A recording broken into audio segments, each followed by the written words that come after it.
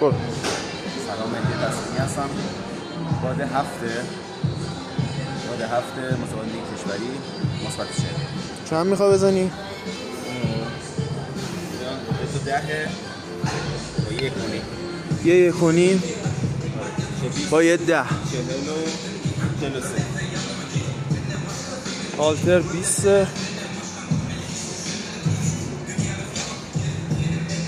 اینم 1.5 10. برو. وایس.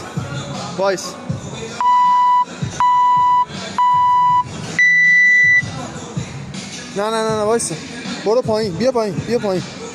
هالتر بیا پایین، رو اون نبا باش. بیا پایین. حالا بزن.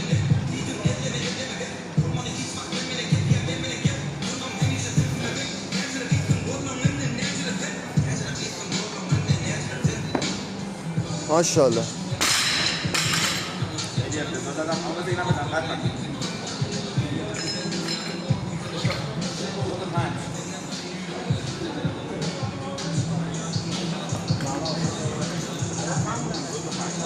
پنجاه و سه.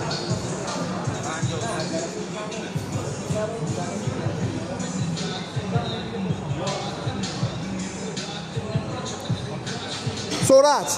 آها ماشاءالله. خب وزن رو این نشون بده. 5 کیلوگرم، یه 5 کیلویی، یه 10 کیلوگرم.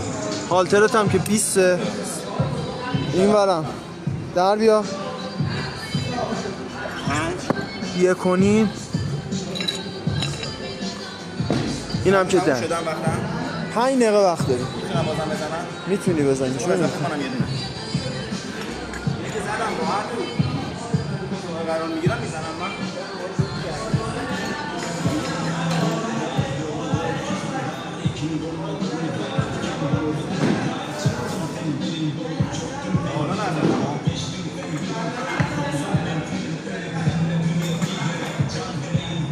شصت و سه. درسته؟ 63.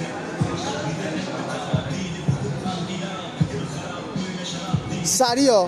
سرعت.